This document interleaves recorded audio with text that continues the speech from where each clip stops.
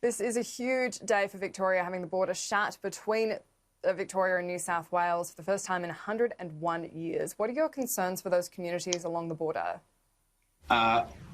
Total confusion from yesterday. So as soon as the Victorian Premier had his press conference, the phone in my office in Echuca just rang off the hook. People concerned about how are they going to interact across the border. We are one community, whether it's Albury-Wodonga, whether it's Chuka-Moama, whether it's Swan Hill, whether it's Mildura, it is one community with those across the river. So a lot of people come to Victorian side for health services. There's interchange for education services. Total confusion about what's going to happen. I think it was appalling that the Premier would be part of that announcement, the Victorian Premier would be part of that announcement without being able to explain to people how it's going to work. To my mind, a very simple solution would have been, we've all got driver's licences if we're driving across the river. There'd actually be exemptions for postcodes that are immediately adjacent to the river because, as I said, we are one community. It is just total confusion at the moment. The one thing I haven't understood is, in a situation like this, if you're sending the Defence Force to the border, you've got police patrolling, why not lock off the cities, twin cities like Albury-Wodonga, for instance, as a bubble, and control people coming in and out of the city as opposed to going across the border? Makes a lot of sense, and that equally applies to the other cross-border communities down the river, that they are interdependent on each other. They are one community. There happens to be a river that runs through the middle of them. There happens to be a state border on that river, but apart from that, and they've got different coloured number plates, we are one community. And that's, I think, the point that's been lost in this, particularly by the Victorian Premier. Right back at the start of COVID, he did say, because of those cross-border communities, he wasn't going to close the border.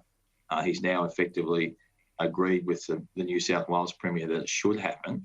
And there's no rules in place, no understanding of what's going to happen, particularly the older people in the community are saying to my office, we don't want to have to go onto a web portal to actually register for a permit to travel across the river. We don't have access to the internet. We don't have a computer. Why are we being effectively punished for the Andrews government's failures in Melbourne?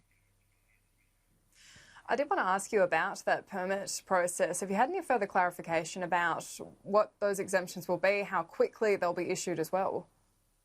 No, we haven't.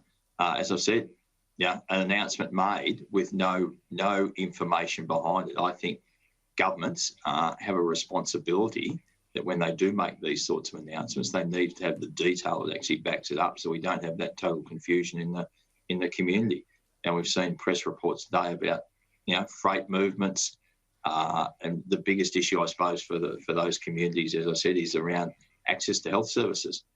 If someone from New South Wales comes into Victoria to access medical services and health services, do they actually have to do 14 days quarantine to go home again? These are the sorts of things that people are ringing up asking our MPs' offices, and we need the facts so that we can actually disseminate them through the community to stop the fear that's going on at the moment, and fear that's just driven by the unknown about how it's going to be managed. Look, the flip side of this argument is that the government's having to respond quite quickly to what's been a rapid rise in cases again. Surely you'd be supportive of not having those cases come up from Melbourne and into the regions where you don't have the same easy access to healthcare as people do in city centres. Is that not something you're supportive of the state government for implementing? Well, the state government has implemented lockdown by postcodes in Melbourne. They've implemented the hard lockdown in the high-rise units.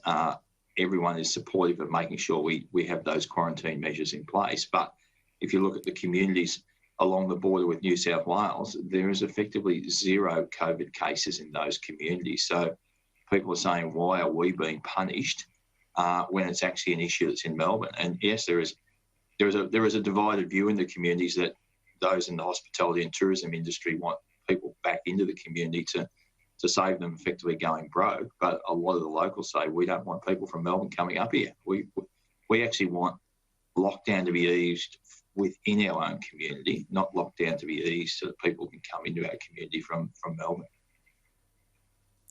So what's the most pressing issue from here that you'd like to see the state government address? We want clarity.